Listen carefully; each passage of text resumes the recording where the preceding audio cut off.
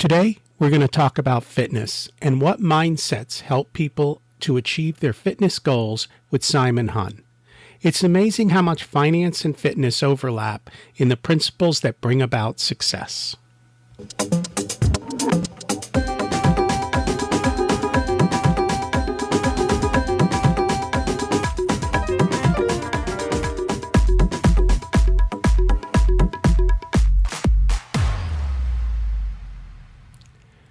Welcome to Richer Soul, your journey to a more purposeful, intentional, amazing life. Where are you going to go and how are you going to get there? Let's figure that out together. At the core is the financial well-being to be able to do what you want, when you want, how you want. It's about personal freedom and abundance. Having health is wealth. Let's meet our guests, Simon Hyun, and learn how to be super strong today. Welcome to Richer Soul, Simon. Thanks for being here today. Great to be here, Rocky. Thank you for having me. Oh, always a pleasure. Simon, I watch you on Facebook and you train people in fitness, and I've seen amazing videos of how people that you train get really strong. You have women in their 40s doing multiple pull-ups and so many other things. How do you achieve such success with your clients? First of all, thank you so much for the compliment. I really appreciate it. I think a large part of the success I've had with my clients is specifically there's the type of client I attract. The workouts make a huge difference. The type of training that I provide makes a huge difference. The structure I provide, the systems, etc. But I really think that I liken it to somebody navigating a boat. I may be giving direction as like the sea captain as to which direction the boat should go, but the client has to do all the paddling. They actually have to navigate the boat. They have to do the grunt work. They have to work the systems, the accountability. That comment you said, I'm really flattered in. It's good, it's good to feel important. It's good to feel that I'm the catalyst of all this change, but 95% falls on the shoulders of my clients and the type of people that I attract and their character and their mindsets. So I think during this conversation, it'd be great to go more into that, and then we'll take it from there. That would be cool. We talk a lot about mindsets and psychology on Richer Soul, and so that's the perfect thing to kind of get into. So what is so special about these clients, and what kind of mindsets do they have that creates this success? I think that's a wonderful way to start the conversation, Rocky. I think the most important thing that anyone can find on their journey to fitness is understanding their personal why. And, this has been talked about by other people in our field, outside of our field, in business, etc. But finding out our core values and our reason and our purpose. Let me give you an example of that. Something that's external to us would be, say, for instance, I'm getting ready for a wedding, and the wedding is in 3 months, and so I find motivation for that, to exercise and to get into good shape, right? Because I want to look good in my tuxedo. I want to appear attractive in, the pictures. I want to look great for my bride-to-be, the audience, etc. That is an external reason, though, for getting into shape. But when we evaluate our core values, things that can't be budged from the outside but come from within us, then we start to see a real change. So, for instance, my core value is that I want to be in great shape, not just for myself, but for my health and for my wife, and to be available for my kids so that I can be around for them for a long time, have more energy to do my job so that I can appreciate the person I see in the mirror. Then you start to see a real change. Then you're no longer bullied by external events, but you have focus. You have a reason for being, so that no matter what the outside circumstances are, whether they're for a wedding, whether they're for getting ready for the summer, etc., you're never going to have to deal with that because everything will be coming from the inside. It becomes part of your discipline and part of your existence. You're no longer trying to cram for a session. You're no longer trying to lose 10 pounds in 3 months. It's a day in and day out practice that I think makes a huge difference. Absolutely. And we talk about some of those values here. First and foremost, people need to know their purpose for their life as well as their health. And we talk about health from the standpoint of without good health, everything else falls apart. And so you need to be highly focused on health. And then we talk about how to build financial wealth, and you just have to keep taking those steps. You have to keep showing up time and time again and keep working at it. And over time, those steps compound and you get amazing results, which is what I see with your clients. But it does take work, and you have to have all those things kind of come together. So I'm guessing your clients show up already then with that purpose, or do you help them figure out their deeper purpose that keeps them coming back? I think it's a combination of both. When I'm looking at things as realistically as I possibly can, and without falling into the trap of, oh yeah, it's all me. I'm the one pulling all the strings here, and I'm the sole reason for my client's success. You brought up a very, very good point, and I want to catapult that into my next statement. You talked about personal finance and all those little things that you do that add up to bigger results, more money, more wealth, whatever way you want to frame that. And that's a great point I see with a lot of my clients, is you have to be objective and you have to draw parallels to things that are outside of your current circumstance. So you talk about wealth and finance.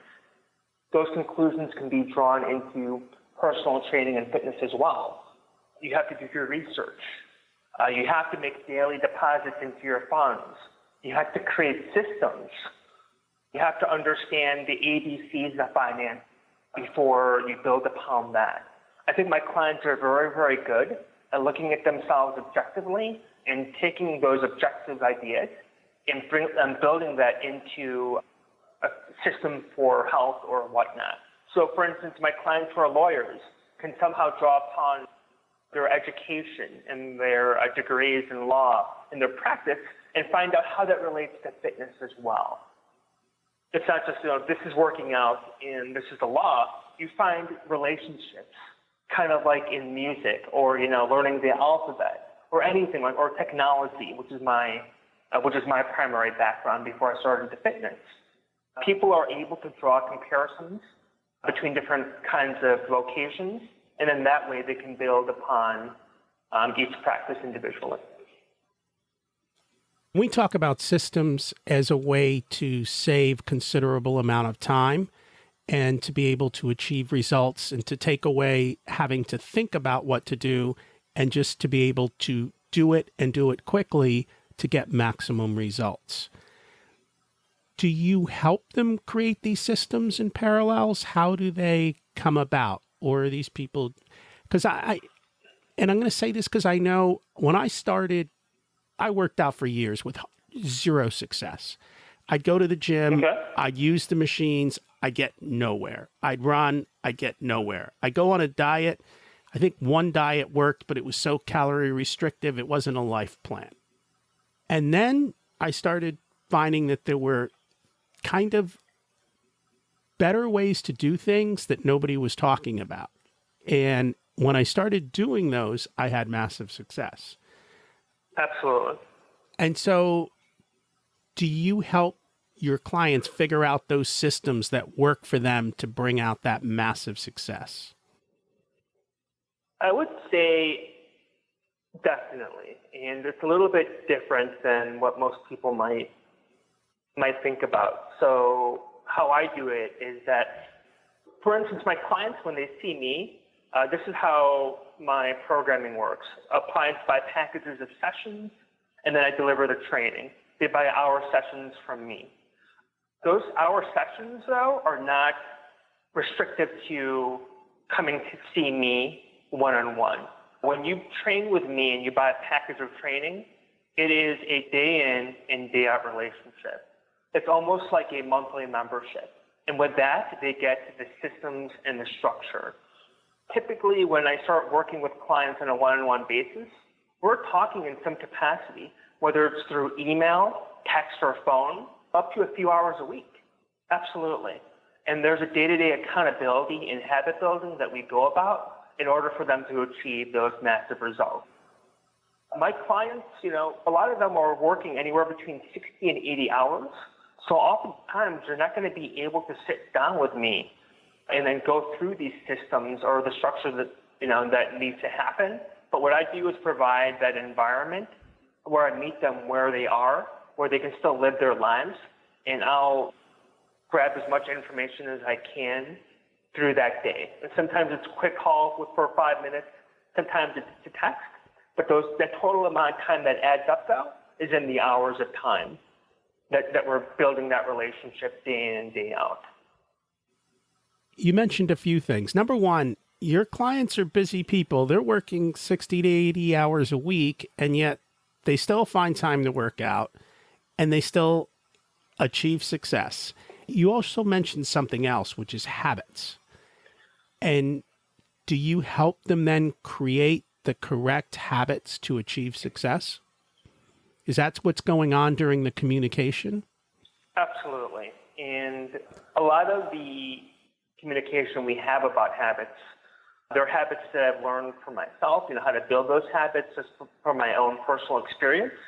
But a lot of those habits are built upon the structure and the information behind how to build those habits is not directly coming from me, but it's based upon the own information I learned about learning from other people and other people in the field and other people outside of my field. For instance, I believe Ramit Sethi's mentor, one of them, I think his name is BJ Fogg, who's coming out of Stanford, does a lot of work on habits. And I borrowed or stole a lot of his tactics and information of how to build habits. And then another popular person or author is, I think his name is Charles Duhigg, that a lot of people in our, personal mastermind, Rocky, from RBT, talk about as well in terms of how to form habits. Absolutely. And so there's a science behind building the habits. Can you quickly kind of share that with the audience of maybe one or two ways that you do that? Okay, so absolutely.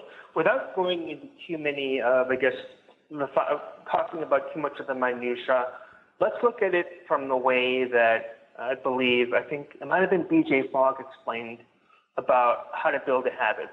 Typically, people come across when they have a goal that they want to, achieve. For instance, say they want to lose 10 pounds, or they want to get six-pack abs. They have, have you heard this expression before? I'm an all or nothing kind of guy or girl. When I go all in, I go all in. I don't, I go to the extremes. And that's where people fall apart. I believe it's BJ Fogg that said, when I'm thinking about habits, liken it to that of flossing your teeth. If I have somebody in like a child, for instance, or an adult, okay, I want you to floss your teeth every day. We're not talking about flossing all your teeth. We're talking about flossing one tooth, and that's your habit for the day, just one tooth, and you build upon that. So what does that bring up in terms of our own personal experiences? Make your habits and what you want to change, break it down to the simplest possible form, and then go from there. When I'm onboarding my clients, I have them do very, very small things. For instance, before they go to bed, which we call it as part of their routine, I'll have them do one plank for 10 to 20 seconds, and that's it. One single plank. And then we'll build those habits from there. Or maybe it's one push-up, or it's a push-up hold, or it's one squat. You want to make it very, very simple for people to achieve that habit so that they can't possibly fail. And then when they build that habit, they've learned that, okay, wow, I've done this for 7 days in a row. They build some confidence from there, and then we can build upon that one habit, of that one push-up, that one plank. Okay, now maybe it's 3 sets of planks for 20 seconds. Maybe you go longer. Maybe from that, after we build that one plank, we have that person have 1 glass of water. If that's too hard, half a glass of water. If that's too hard, a sip of water, anything to make that chain reaction go further and further ahead. Absolutely. So it's literally baby steps. We start with one baby step, we take another baby step, and we just keep building on it over time, and that creates the habit. It also helps with another thing, which I think a lot of people have, especially probably in regards to going to the gym, which is fear. Not knowing what to do. Oh, yeah. Looking silly, not thinking you're strong enough. Do your clients have fears when they come to you? Absolutely. Even the most confident person that I work with, or myself, fear is always pressing in some form or another. Fear and feeling embarrassed, social anxiety, feeling left out, feeling like you're not good enough, feeling like you're overweight. There's so many different factors that go into being a human being. It's not just about science. It's not just about the systems, but you're dealing with human emotions here. You can't help but to feel human and to feel vulnerable and to feel like they're not good enough, etc. And I include myself in this conversation as well. And if I'm going to be ultra realistic with myself, sometimes I fall into issues as well. We can all be more compassionate and be better listeners as fellow human beings and fellow citizens. One of the strategies you talked about, starting off, having that fear, I think, is understanding that you're not alone. Understanding that you're part of a bigger system of people, that you're just a person. And it's very hard for people to get over that. I liken it to that when you're in college or when you're in high school or when you're in grade school, that pretty girl or that attractive boy across the room. What's our first reaction? It's fear, right? We're not thinking about them, but we're thinking about ourselves. And it's very hard for us to get over ourselves. We end up stumbling over our words. We get sweaty. We get easily embarrassed. We don't even know what that other person is thinking. We know nothing about themselves. All we know is that we have a crush on that person. We tend to lose ourselves in our own thoughts, and we end up not doing anything because we're so self-absorbed in our own feelings. One of the things that helps getting over that fear is not only compassion for ourselves, but compassion for other people. That's why I think for people who have anxiety going to the gym, I oftentimes tell them to go volunteer somewhere. At a homeless shelter, at a local pound, at an animal shelter, anything, at a children's ward, anything to get outside of their own heads and realize that it's not just about themselves, but they live in a bigger world where other people are living their lives, other people are suffering, and that getting into shape is not a duty, but it's a privilege that only a very small percentage of the world gets to partake in. We have that luxury of being fearful of getting into shape and going to the gym. For other people in the world, like say Somalia, Syria, the Middle East, people who live in ghettos, don't even have that chance to be fearful of that social anxiety because they're working on just their base needs. Where is their next meal coming to? My father, my mother, they're dying of diabetes. I don't know how when they get to school. And then once you are able to look at that objectively and learn how silly it is that we should be fearful of what other people think, then we get over it. When I first started out working out almost 17 years ago in Arizona, I was completely out of shape. I went to the gym in Scottsdale, and everyone around me was like blonde, blue-eyed, and in incredible shape. Most everyone. And as I built my confidence, as it kept it going, I'm like, I'm here for myself. Then you start to think about you're here for yourself, you're here to achieve a goal. And I also thought, I'm so lucky to be here. There's other people in the world who can't be doing what I'm doing right now. And I know that what I'm doing to myself will help me live a more successful and happy life. And every time I'm coming here, I feel soreness, I feel some kind of a struggle. I know something good is happening to me. And that after this happens to me, I can share that gift and that success with other people. And that's what kept me going. And I think that keeps a lot of my clients going as well. they're able to look outside of themselves and see that there's more to life than what's going on with their own issues, but that they're very lucky to be here doing what they do. Absolutely. It's an amazing story that you shared. Thank you for sharing that. I think along the same lines, and now that I've been going to the gym a lot, I think the reality is everyone else is in the gym working on their own stuff, and they don't care about you. They care about themselves, right? They're more worried about, did I do this right? Or people looking, they're not even focused on you. We all think everyone's looking at us. Everyone's looking at themselves and being worried more often than not. Absolutely. And I would completely agree. Yeah. I don't think anyone else cares. We care, but and I tell people, I think the biggest obstacle we have to face is the reflection in the mirror, ourselves. It's always you versus you. And I think when you go to the gym and then we take off our headphones and we actually look around at what people are doing. We look at other people without judgment, and then we extend a hello or extend some gratitude, like, wow, you really made some great changes to your body. Congratulations on all your success. I love what you're doing, and leave it at that. You'll start to form a community. You'll start to realize that you're not there by yourself. You start to open yourself up to other people, and I think that's so important if you want to be consistent with your fitness and keep on striving for your goals, is that you spend some time at the gym working out, but then you think about, what is that person going through? What is that person doing?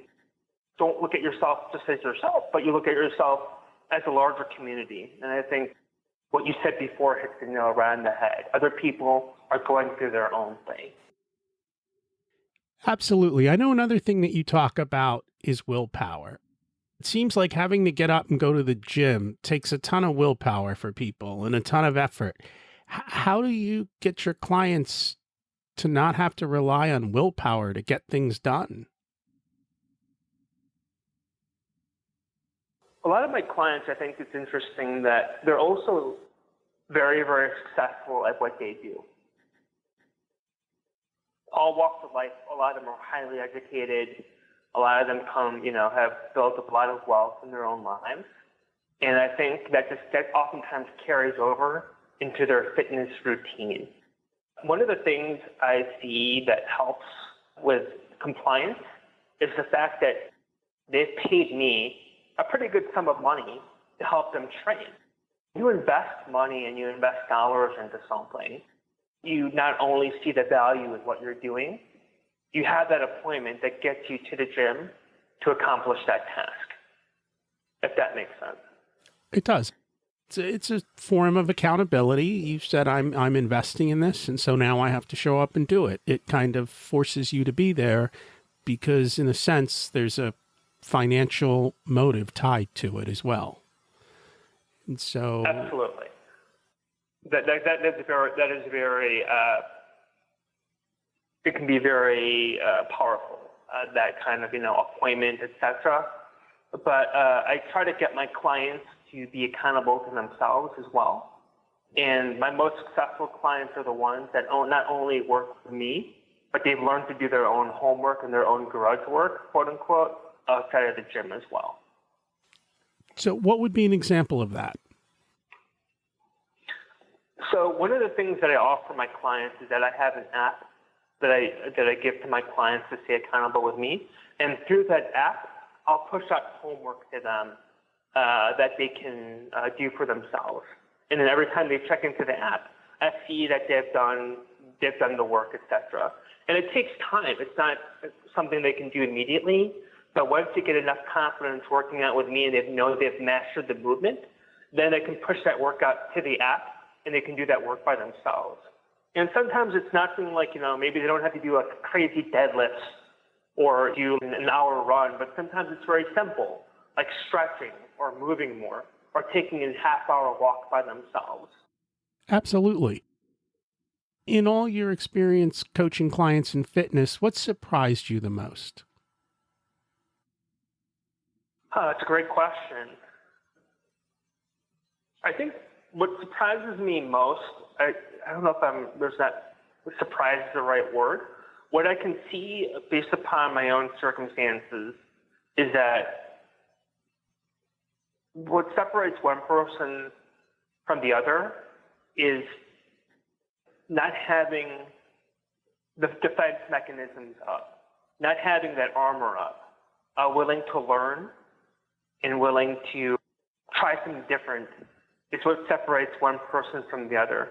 And you'll be very surprised at who those people are. You think that people who are willing to listen are people who are on their last straw, but it's typically people who are already in pretty decent shape. I have some clients that are in really ridiculous shape, but they're like, okay, I want to try that. I don't know. They have an empty mind, if you want to call it that, as to how they approach fitness and how they approach life. And I think a lot of that has to come down with being vulnerable and willing to accept feedback and criticism. That's very hard for people to do, I think. But when people come to me and they're like, whatever it is, I'm going to listen to. I'm not going to try to pull it apart. I'm not going to try to reason with it. I'm just going to do what you tell me to do, and let's see what happens. A lot of it comes down to trust, and I think that surprised me. I'm like, wow, this person is already in incredible shape. They have a beautiful body. There's nothing aesthetically that you could possibly change about them, but they want to learn more, though. They want to learn how to do a pull-up. They want to learn how to do a deadlift. They're constantly curious about that next step or that self-improvement, and they're always asking for help. You'd be surprised at who asks for help. It's not normally the people who need to get into shape. It's oftentimes people who are already in really great shape that are willing to say, hey, you know what? I don't know how to do this. Can you please help me? In very, very simple terms. And I think that caught me by surprise when I first started off. So. It's the same thing in finance. The people who need to listen the most about basic finances are the ones who never listen. It's the people who do listen and who need it the least who are the ones who show up and keep listening and digging in more and wanting to keep learning. As I do these podcasts and I talk to more people and I look across a multitude of different areas, I see the same types of systems, the same types of concepts go from place to place to place, which is why I think if you have success in one part of your life, it builds for success in every part of your life because you've learned how to create success, financial success, work success, health success. All of these things are the same systems in just different applications. And if you figure that out, you have an amazing life. Yeah, I think laying the groundwork and coming to that realization is very difficult. It can be very painful for a lot of people. But after those systems and that discipline is in place, you can draw upon 1,000 different, you can make assumptions about things and you're normally right. So for instance, for fitness, okay, I got to create these systems, I got to do this work. And it's really hard. It's painful in the first 3 or 4 months.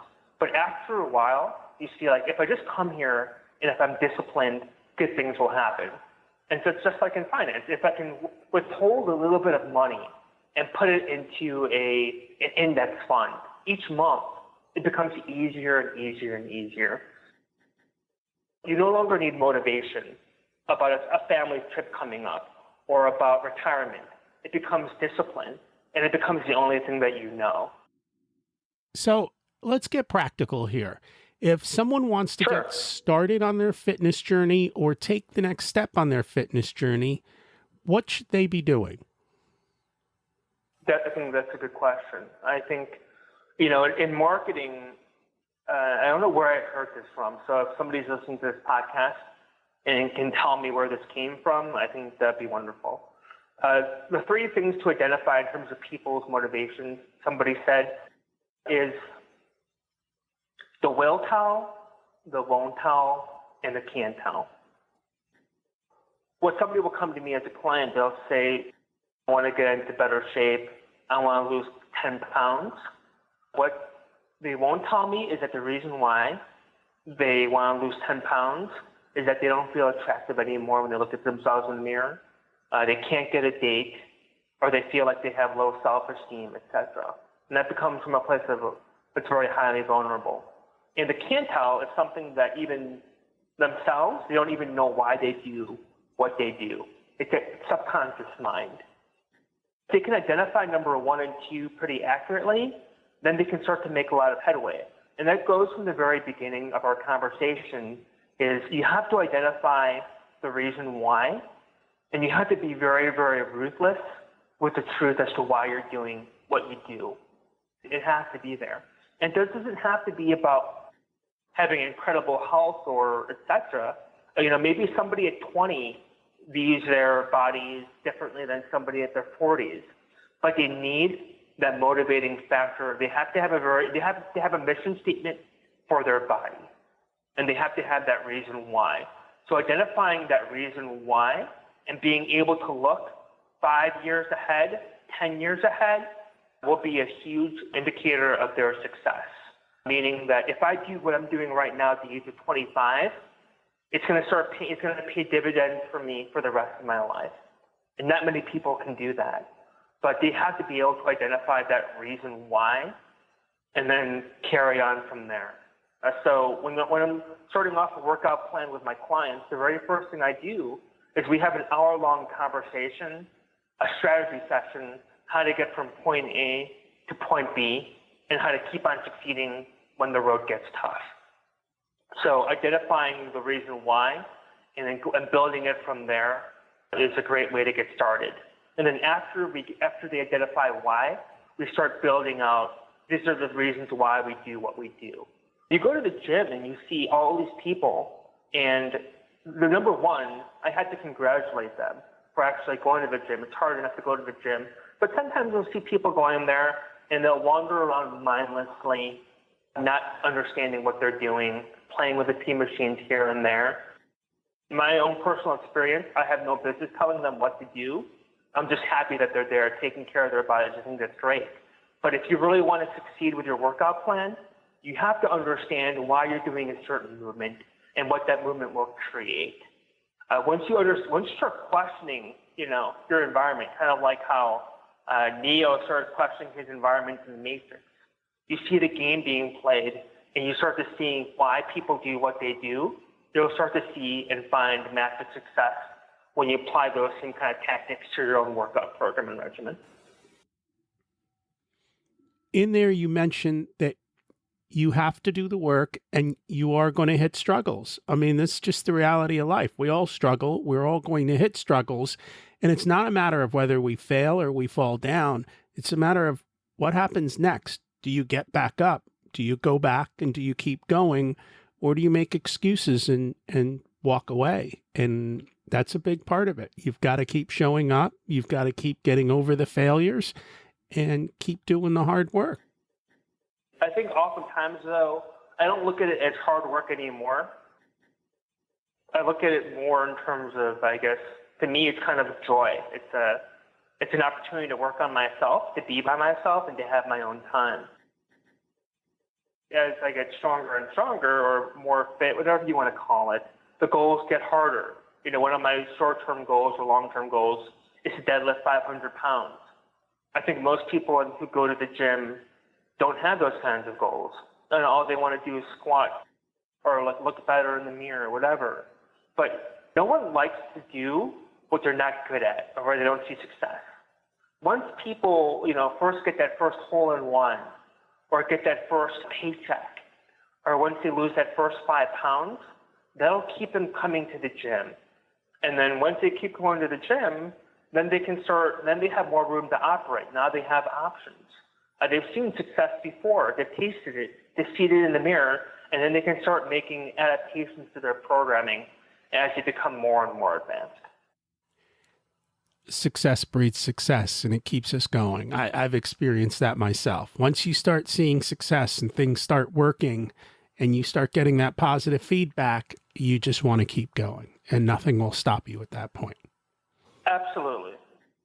I've trained 25 to 30 women how to do their first pull-up. Not a single one even cared or wanted to do a pull-up until they could do a pull-up.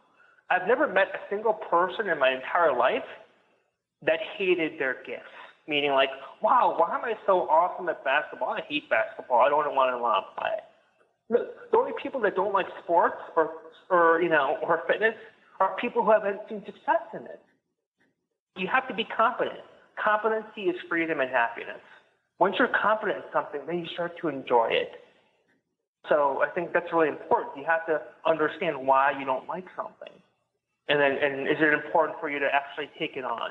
Is there value in that? And then you'll come to some real, hard truths and understandings about your own life and what you find to be important and not important. There are things that you do, Rocky, that I think are probably, awesome in terms of your finances, in terms of your own personal wealth, in terms of the businesses you brought, the joy you're bringing to your family and kids. Coming from the outside, I may say, all right, what's the big deal? It wouldn't be a big deal to me if I actually sat down with you and understood how you did what you did and then replicated that. Then I can see the joy in what you're doing. But unless we have those conversations, unless you understand the motivation why, you'll always be in the outside. So I think that's why communication between two people and putting yourself in other people's shoes is so important to our own lives, to constantly grow and push that envelope. One of the things in finance is there's tons of conventional wisdom that's pretty much all wrong. There's a lot of things out there that people say you should do this, and it's all wrong. And it's not easy to find the small truth of what actually works, what works well, and what's easy to do. I'm sure the fitness world has the same types of things. So what are some of the big fiction that's out there that everybody believes, and what are some of the real facts that people should know to create success? I think that's a great question. Success in fitness is very personal and circumstantial, right? What may be success to one person may not be successful to another person. One of the things I am adamantly against is the dogma of it has to be this kind of program, or it has to be this, or it has to be that. So this is what I mean by that. I'll go to a class or go to a seminar. I'll have clients ask me questions like, what's the best? Is it CrossFit? Is it yoga? Is it powerlifting? Is it running? Is it ballet? Is it bar? Is it sprinting? Is it this or it's that? And to me and to them, I say yes to all of it. It all matters. It's all helpful. It's all important. But what we have to look at, though, is through the realm of our own understanding and the realm of being realistic. So this is what I mean by that. If you want to be able to squat more weight and have more definition in your legs, I don't think yoga and running is going to get that job done. You're going to have to lift weights if you want to get a stronger lower body. You're going to have to apply some kind of stimulus to your legs to make that happen.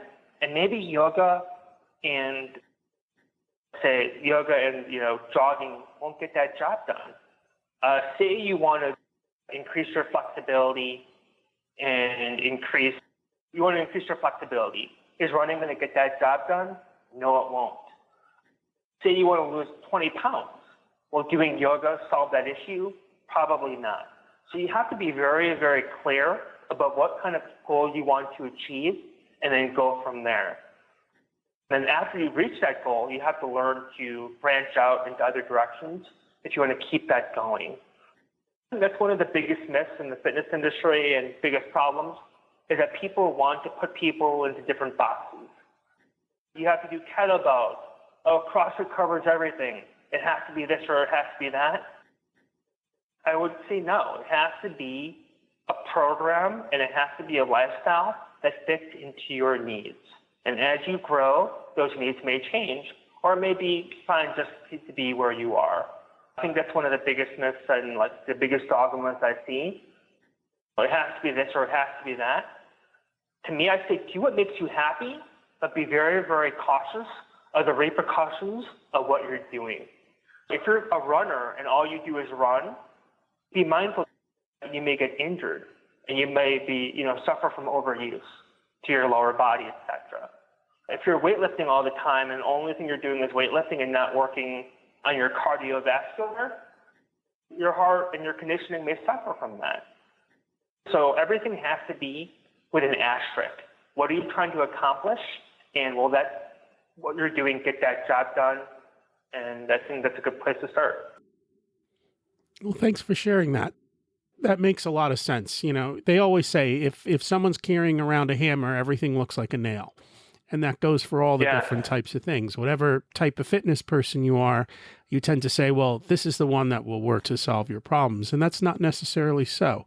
You have to figure out what's right, what are your goals, and what's the best way to achieve it for you personally, which might be different than someone else. We all have our own journey, our own path, and we need to be intentional. So that means you need to sit down. A lot of this you've talked about is having conversations.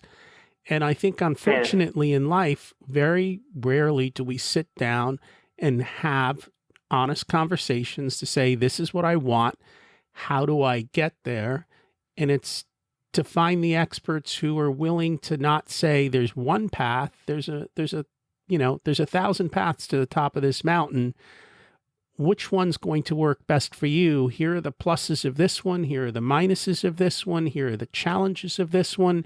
Here's the one that will get you there the fastest, but it's going to require this. Here's the one that will get you there the slowest. And here's what you have to give up for that. And then you have to sit down and look at your life and say, this is the one that works for me. And not worry about what somebody else says and say, okay, this works for me. I'm going to take this path and I'm going to go. So you have to be clear about what you want and what you're going to have to face to be able to do that.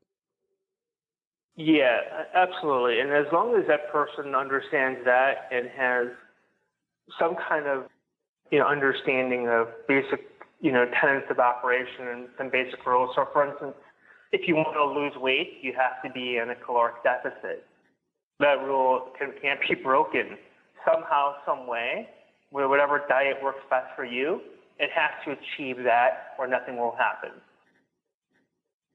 There are some rules there that people have to follow, but how they, get that caloric deficit can largely be manipulated, and there's different ways to get things done.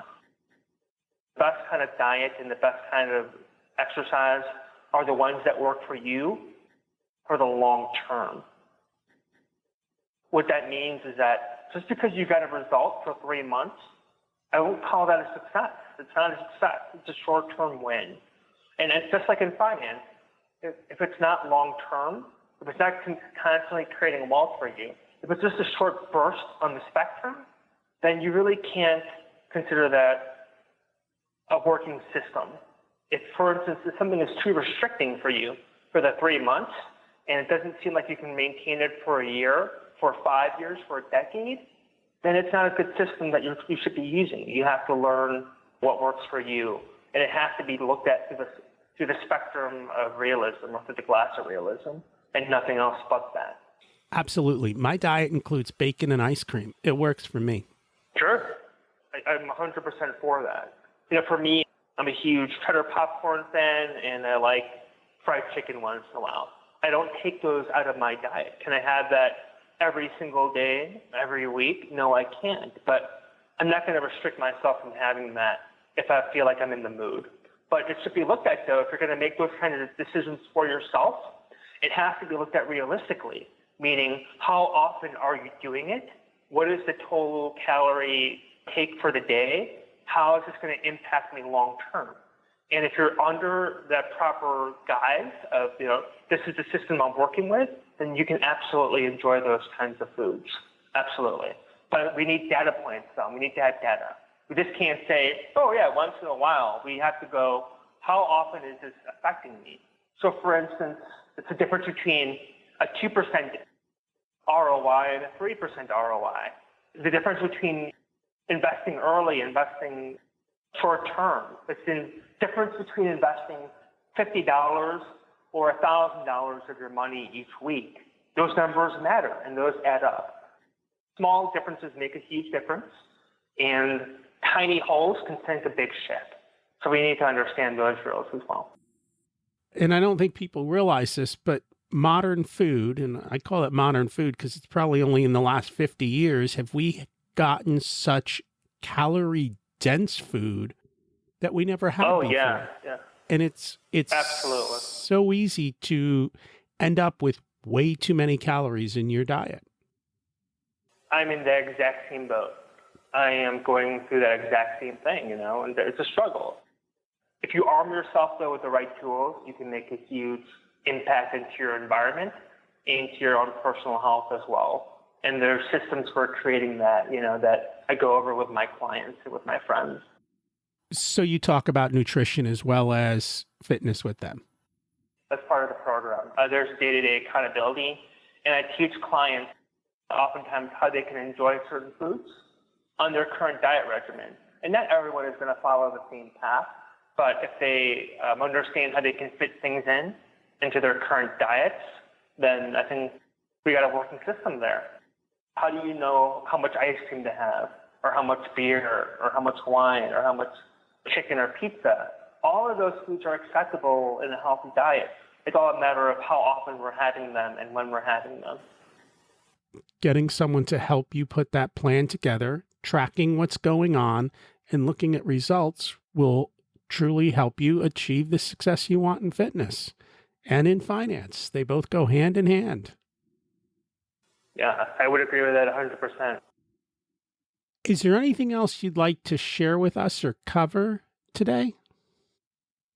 Well, number one, I am extremely grateful and flattered that you would have me on your show. I really appreciate it, Rocky, that you reached out to me and given me a chance to speak to all your listeners. As a thank you, not only to you, but to the members of your audience, I'll give you a link to my website later on, and those people can sign up for a complimentary assessment and consultation online. I train a lot of my clients remotely through apps and through Skype, the phone, the internet, etc. I'd like to offer that to you and to the members of your audience as a complimentary way of saying thank you and a way for people to get more awareness of what I do for a living. Thank you. That's so kind of you. Now I'm going to tell you the truth. We give out these free offers, and people, for whatever reason, don't do it. So I'm going to encourage my audience. When someone offers you something, go do it. Don't just not do it. It's incredible how few people, when given an opportunity, don't raise their hand, lean in and say, go. I'm here. I'm going to take this opportunity up. It's a great question. I know you have a lot of listeners, just to ask them a good topic, why they don't take advantage of the things that are in front of them. But I think anybody is interested in just having a dialogue about their health, about their fitness, about their wellness, and about what they're going through, willing to have a straight up, sincere conversation with them and start from there. To start the relationship in some kind of capacity. Maybe it's just one call. Maybe it's a series of calls. Maybe it's a month. Maybe it's a year. But to open yourself up to other people and to create that dynamic, I think will not only bolster people's lives, but improve the lives of everybody around them as well, including you and me. Absolutely. And I encourage people to get help in each and every area of their life. Having a fitness coach, having a life coach, having a financial coach, in each of these areas, having an expert who helps us is well worth the investment. And I have them all, and it's helped me to achieve dramatic success. When you've got somebody in your corner rooting for you, it definitely helps. Simon, if people want to find you, what is your website that they can look for you? Okay, so for your specific members, I'm going to be creating a website on my website so they can sign up for the complimentary assessment. My website is Simon, Simon, says, SAYS, lift, LIFT.com. And if they just go to that website and want to talk to me, they can just fill out a consultation form. I'd be happy to talk to them if they had mentioned your podcast. So they can find me there, or they can find me if they want to follow up with you directly. They're more than welcome to talk to you, and then you can forward them on to me any way that works for you or for them. We'll have a link in the show notes directly to the website as well, so people can just click and follow through. Yes, sir. Absolutely. Well, thank you for joining us today at Richer Soul. We learned a little bit about fitness and how fitness and finance go so well together.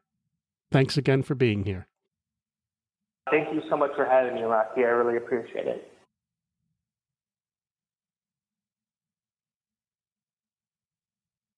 You have an opportunity to get a free coaching session with Simon. It's worth an hour of your time to learn. The free coaching sessions I offered in the original episodes are no longer available. However, you can receive a 50% discount off of an initial session through the end of June 2017. Stay tuned for some more coaching session calls over the next few weeks so you can learn more what they're like. Thanks for listening. Have a great week.